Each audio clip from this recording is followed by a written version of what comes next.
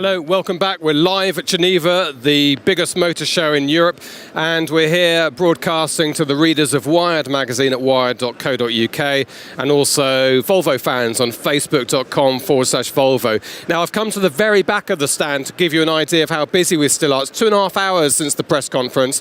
I've been really surprised by how busy it's remained. The buzz is still going on here. And one of the designers just said to me, yeah, you know, a lot of that is the competitors who are here taking pictures, looking at the V40. And you know, when your competitors are that interested in it, that you've designed something a bit special. We're going to look in this particular broadcast at the safety aspects of the V40, but I wanted just to draw your attention to the big board, the comments that are still coming in. You can see up there, Facebook and Twitter. So some of the questions, what paint colours will the car come in? Looking sleek and sexy like the V40. Nice comment there from Julian Stedati. Lars Bengstrom says the daytime running lights seem like they're completely new for Volvo. And question there, what is the top speed on this baby? So we'll see if we can get that answered. Let me move over and meet our friend Thomas Broberg. So Dragon, if you come around that way, and I'll bring Thomas, you can come in this way. With so many people still here, there's so much interest in the V40. Isn't it great? It is. Thomas Broberg is the senior safety man at Volvo, which in my book makes him the senior car safety man on the planet. No, I'm just one part of a very dedicated and proud team working extremely hard to define new technology. You should be proud, Thomas, and you're being very modest there. I want to talk to you specifically about the big new innovation for the V40, which is the pedestrian airbag. Now, this began because they wanted sleeker lines. The innovative solution from you is the airbag. How does it work? Well, we have sensors along the bumper here that feels when you have a contact with a pedestrian in speeds between 20 to 50 kilometers an hour. And when the car senses that, it activates an airbag, which is located underneath here. So the airbag's up at the top here. At the top and what happens when it goes off? When it goes off, it actually releases two joints at the hinges. So it lifts the hood approximately 10 centimeters to create some additional space between the hood and the engine bay. And then it also covers the hard components along the wipers and the A-posts. And this is interesting to me because obviously you're the expert in this area, and you were saying it's not so much about the cushioning effect, it's about creating the space for the energy to go. Yes, we're creating space towards hard components, and then we're dissipating the energy of the impact, so to speak, with the pedestrian by deformation of the hood, and also the airbag itself has a cushioning effect. Okay, well, let's have a little wander around, and perhaps, Thomas, you could tell me about one or two of the other safety features. So when perhaps let's take the motorway situation, driving down the motorway, what have you designed in there for us? Well, we have the adaptive cruise control, of course, with forward collision warning and full auto brake for other vehicles. And like in our larger vehicles, we have the pedestrian detection with full auto brake as well. We have also further enhanced, if you remember, all these low-speed situations that you're in the city typically. We have city safety, very well-renowned technology, which is now actually further improved.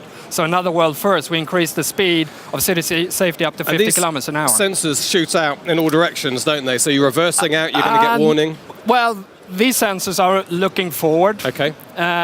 For the situations when you're backing out of a parking lot, for instance, we have a cross-traffic alert, which is also new with this vehicle.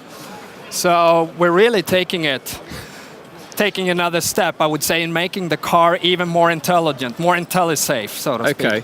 Thomas, thank you very much indeed for all your work here. You know, Thomas's innovations at work genuinely save lives, and that's, you should be proud of that, because those innovations end up in all the other cars, don't they? Yeah. Eventually. Finally they will. Yeah, finally they will. Thomas, thank you very much indeed. Congratulations on that. Here's Lennart on. Now, before we speak to Lennart live, we can't get this big Steadicam rig inside the V40. So Lennart and I yesterday got inside when the photographers weren't around, and Lennart gave me a tour of the very innovative new dashboard.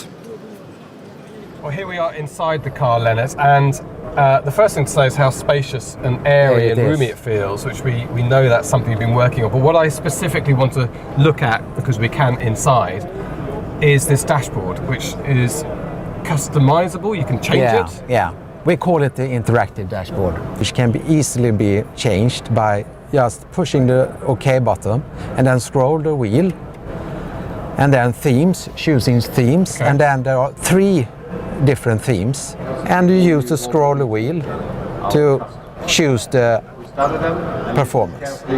And the different themes, the elegance is more sophisticated and more calm. And let me just ask you a question. Yeah. Does that actually change where the information is presented? So for instance, the speedometer moves. Yes, And the on the rev counter. performance, then the speedometer moves from the center dial scale, and the rev counter is there, and then speed is in digits. For the race driver. Now there's something I wanted you just to tell me about that it may not be easy to demonstrate it now, but if you have it in eco mode, Yeah. you're presented almost like a video game of readings. The pointer to the left of the center dial, the pointer is actually measuring how you're driving right now, how fuel efficient you're driving right now. And the diamond is measuring the last minutes. So if you do follow intuitively the pointer. So if the pointer is going up, you're doing good. If it's going down, you're doing bad. So just try to get the pointer up. And if you're really doing good in a couple of minutes, then you will be rewarded by the echo being lit up. Okay, so it's like the ultimate video game. Yeah. We're driving along It trying to is. get these 2 to match for ultimate ecology.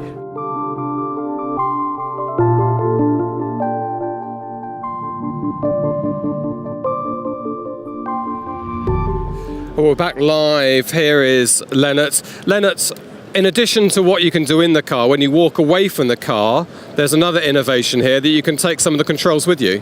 Yes, there is a Volvo On Call app, which is actually, you go into the VCC website and collect the app to your smartphone.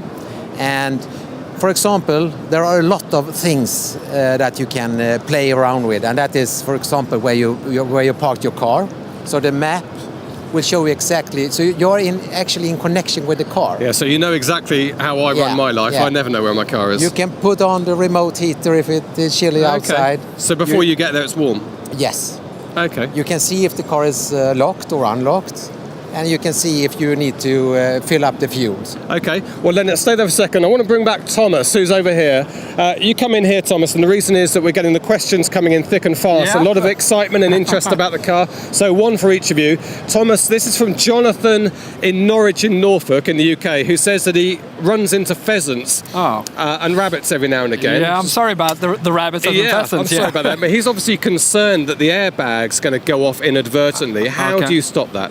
Well, the technology, the airbag technology and the sensing has been developed to sense human-like leg forms. So something of a shape and weight of a human leg. And how specific can that be? Would it know the difference between a deer?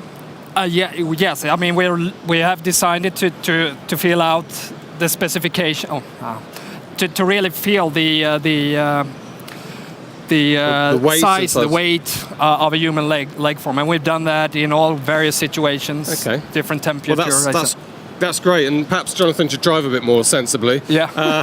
And one quick one for you, Lennart. What's the top speed of the V40? The V40's top speed is 255 kilometers an hour. Okay, and that's the higher rated engine, and a lot of the average ones are about 180, 190? From 190 up to 255. Not recommended unless perhaps you're on the German Autobahn. Gentlemen, thank you very much indeed. It's been a real pleasure broadcasting to wired.co.uk. Thank you so much indeed for joining us. You can switch back to facebook.com/Volvo for our next broadcast, which will be a Q&A live with the President and CEO, Stefan Jacobi. Until then, I'm going to go off on this moving turntable and we'll catch you later. Goodbye.